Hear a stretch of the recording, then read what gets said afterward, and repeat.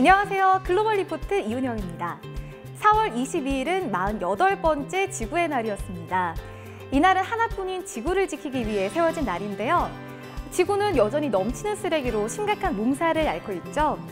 매년 수천만 톤에 달하는 플라스틱 폐기물로 환경오염이 심각하다고 하는데요.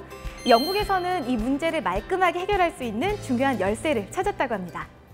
최근 국제학술지 미국 국립과학원 회부에는 환경오염의 주범 플라스틱을 말끔하게 처리할 수 있는 연구 결과가 발표돼 관심이 집중됐습니다.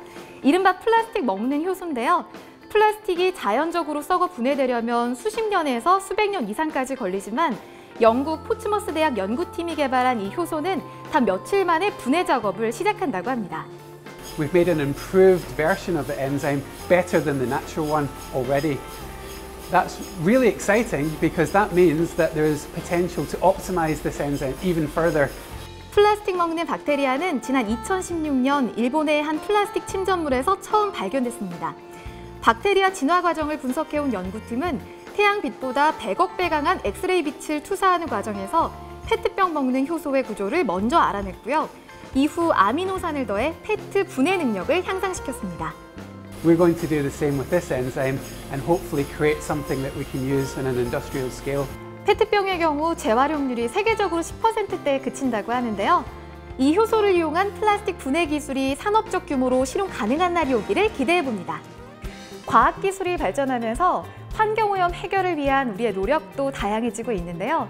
하지만 이 문제를 해결하는 첫걸음은 환경을 지키는 우리의 작은 실천이 아닐까요? 거의 모든 음료에는 플라스틱 빨대가 따라오죠. 그런데 이 수많은 빨대들이 사용된 후에는 어디에 버려지는 걸까요?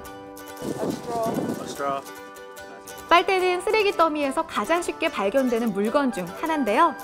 Over the 30 years, volunteers have collected over 10 million plastic straws and stirrers off of beaches and waterways and coastlines around the world. 한 해 800만 톤의 플라스틱 쓰레기가 바다로 흘러들어 해안선을 막고 바다 생물의 생태계를 위협합니다. 특히 동남아시아 해안 도시들에서 문제가 급속도로 확대되고 있다고 하는데요. 바로 쓰레기를 수집하고 분류하는 재활용 시스템이 부족하기 때문이라고 해요. 이 문제를 해소하기 위해선 일회용 플라스틱 포장을 줄이고 재활용 시스템을 구축해야 한다는 목소리가 커지고 있습니다. 또 플라스틱 빨대 사용을 줄이자는 의견도 나오고 있습니다. 대안으론 금속 빨대 사용을 얘기하기도 하고요. For most of us, we can drink our beverage without a straw just fine. So it just kind of seemed like a really nice item to target to reduce the number that are out in the waste stream and effectively reducing the number that can end up on the beach. 생활 속 작은 습관이 환경 오염 문제를 근본적으로 해결할 순 없지만 막을 수 있는 방법이겠죠?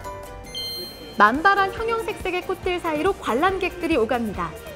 한 관람객이 꽃들을 사진에 담고 있는데요. 잘 보니 플라스틱으로 만들어진 꽃이네요. 이곳은 플라스틱 쓰레기를 이용해 만들어진 미래의 식물원입니다. 덴마크 화가 토마스 담보와 수십 명의 자원봉사자들이 식당 또는 쓰레기 매립지에서 모은 플라스틱 용기와 병뚜껑으로 상상 속 숲을 만들어낸 겁니다.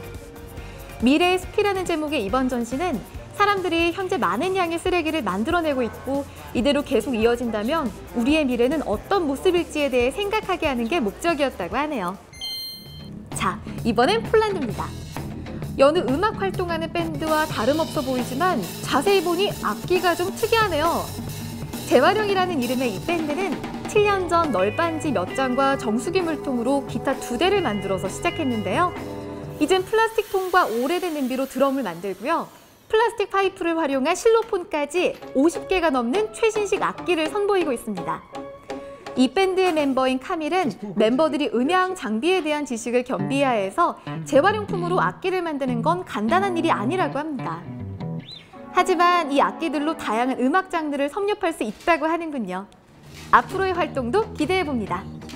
지금까지 글로벌 리포트 이은영이었습니다.